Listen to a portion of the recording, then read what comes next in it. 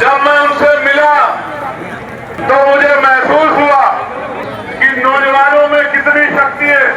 यहाँ बैठे हर एक नौजवान को मैं कहना चाहता हूँ, जब मैं सुबह उनसे बात कर रहा था, एक क्रांतिकारी दूसरे क्रांतिकारी से उनको पढ़ने के बाद बात कर रहा था, क्योंकि मैंने जेल की काली कोठरियों में, जेल के निर्यातों में दो महापुरुषों को, बाबा साहब अम्बेडकर और मानव काशीराम, और उनके बाद अगर किसी नायक को पढ़ा है तो वो शहीद आजम सरदार भगत सिंह जी को पढ़ा।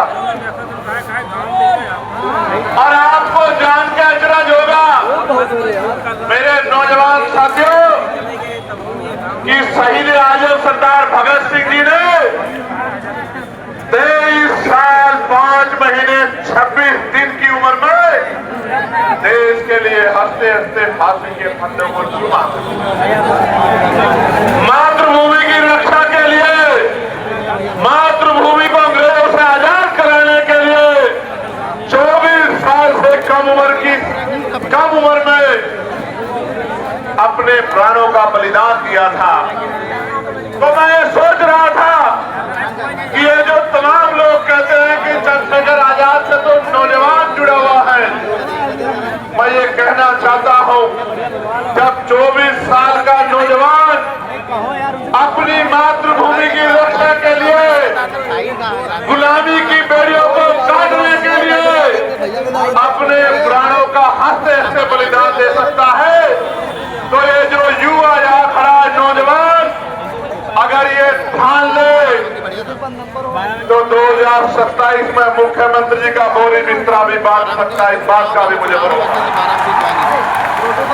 और मैं कहना चाहता हूं उत्तर प्रदेश की तानाशाही सत्ता से कि जुल्म जाति अन्याय अत्याचार की बेड़ी कटेगी, नौजवान अंगड़ाई ले रहा है और वो अपने ऊपर हुए एक जुल्म का हिसाब 2027 में वोट के आधार पर करेगा। मेरी बात को आप याद रखें। प्यारे साथियों, मैं ओम प्रकाश वाल्मीकि जी की इन 2 लाइनों से आज से आपको लौटा देते हैं कि जाइए अपने घर, आप आपको नहीं जानते। इसलिए बाबा साहब ने तो वोट आपको इतने दिन की सोची थी कि जिनको सदियों तक कुर्सी में बैठने नहीं दिया गया, जिनके फैसले लंबे समय दूसरे लोगों ने किए, जिनको उनके अधिकार नहीं मिले, उन शोषितों वंचितों को भी इस वोट के द्वारा राजकाज करने का मौका। ताकत से नगीना के लोगों के आशीर्वाद की वजह से लोकसभा में खड़ा होकर आपके हाथों के लिए दान का काम है। ये वोट की ताकत है मेरे लोगों, जो कल तक आंखों से बुर्राते थे, आज सम्मान से सलूट मारते हैं। ये आपकी वोट की ताकत है। और अभी तो ये ताकत कम है मेरे साथियों, एक मौका उत्तर प्रदेश में आने दो। मेरी बात को आप याद रखना, एक मौका उत्तर प्रदेश में मुझे सलूट मारे ना मारे, लेकिन हर एक गरीब को सलूट मारने का काम ये करेंगे। मेरी बात पर उसका नाम संगठन को लिख के दे देना, उसका विशेष ख्याल रखेंगे। मेरी बात को आप याद रखें। प्यारे साथियों, मैं फिर कह रहा हूं, ये समय की बात है। 9 महीने का समय बाकी है।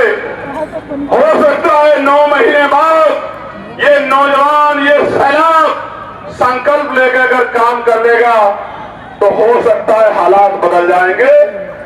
और जिनको आज परमिशन नहीं मिल रही है, उनकी परमिशन, उनकी सभा की व्यवस्था डीएम-एसएसपी आके कराया करेंगे। मेरी बात का प्यारे साथियों, बाबा साहब का लक्ष्य था कि हम जो मैंने जीवन में जो गरीबी है, बेबसी है, लाचारी है, जमीन नहीं है, घर नहीं है, शिक्षा नहीं है, रोजगार नहीं है, तमाम परेशानियां हैं, बाबा साहब कहते हैं कि इनकी अपनी समस्या को आप वोट की ताकत से मिटा सकते हैं। और मानव काशीराम साहब तो और बड़ी बात कहते हैं, वो ये कहते हैं जिनका राजकाज होता है उनकी बहन बेटियों के साथ अन्याय अत्याचार नहीं होता, उनको मूछे रखने पर उनकी हत्याएं नहीं होती, उनकी घोड़ियां नहीं रोके जाती, उनके साथ जुल्म जाती नहीं होती, उनको किसी के आगे हाथ नहीं फैलाना पड़ता। इसलिए मैं आपको कहना आया हूं, संघर्ष करने के लिए तैयार होना पड़ेगा। तैयार हो या नहीं तैयार हो बताओ?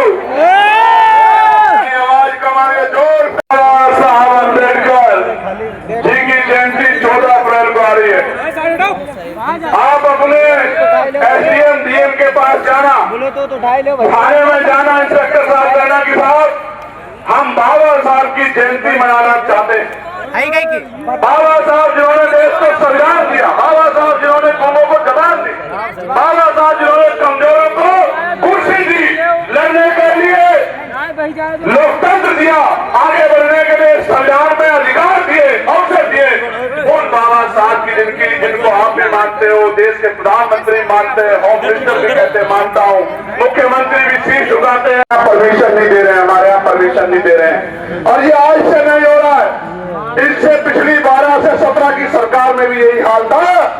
जो आज कह रहे हैं कि भाई हम तो कमजोरों की राजनीति कर रहे हैं, जिन्होंने मान्यवर काशीराम साहब के नाम पे बना मेडिकल कॉलेज का नाम बदल दिया, मान्यवर काशीराम साहब के जयंती पर जो छुट्टी थी वो छुट्टी कैंसिल कर दी, प्रमोशन में रिजर्वेशन का बिल भरवा के कमजोर वर्गों के अधिकारी कर्मचारियों को खून के आंसू रुलाए।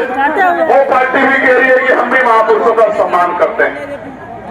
प्यारे साथियों, तो परमिशन के लिए जाओगे तो आपको खुद ही पता लग जाएगा कि ये सरकार बाबा साहब अम्बेडकर का और आपकी भावनाओं का कितना सम्मान करती है। इसलिए मैं आपसे कह रहा हूं, और बाबा साहब की बात तो छोड़ो, अपनी बात तो छोड़ो, इनकी पार्टी में 45 मिनट से बैठी हूं, कोई अधिकारी नहीं आया, कोई प्रोटोकॉल का पालन ही नहीं हो रहा है। और दूसरे अभी आए थे एक और जगह पर और 45 मिनट तक कन्नौज में बैठे रहे और जिलाधिकारी दफ्तर में एसी की हवा लेते रहे और अपमानित होकर चले गए, तो फिर मजबूरी में फोन करने का दिखावा करते रहे। इस सरकार में दलित मंत्रियों की ये हालात है। जब इनकी सरकार में इनके मंत्रियों की इज्जत नहीं है तो आपकी क्या होगी, आप खुद ही समझ कर देखें। और आगे बढ़ाता हूं, अभी आपको वोट को तैयार किया, संगठित करके आजाद समाज पार्टी का बटन दबाए, तो मैं आपको कहना चाहता हूं कि किसी गरीब को किसी अधिकारी के दफ्तर के बाहर बैठकर इंतजार नहीं करना पड़ेगा। जब वो गरीब, हालांकि समस्याओं का हल तो योजनाओं से हो ही जाएगा, लेकिन कहीं कोई घटना होगी तो उस जिले के अधिकारी चैन से नहीं सोएंगे, वो भी उसी हालात में रहेंगे जिस हालात में गरीब परिवार हमारे रहते हैं। मेरी बात को आप याद रखें। प्यारे साथियों, यहाँ गुलदार की बड़ी समस्या है या नहीं है बताओ? मेरे यहाँ पर भी उधर नगीना में है। आपने देखा होगा 4-5 दिन पहले मैंने इस मामले को उठाया और मैं आपको बताना चाहता हूँ सरकार किस तरह हमसे भेदभाव करती है। गौर से सुनो, इन बड़ी रुकेंगे और स्वाभिमान सम्मान से समझौता नहीं करेंगे। धन्यवाद, बहुत बहुत धन्यवाद।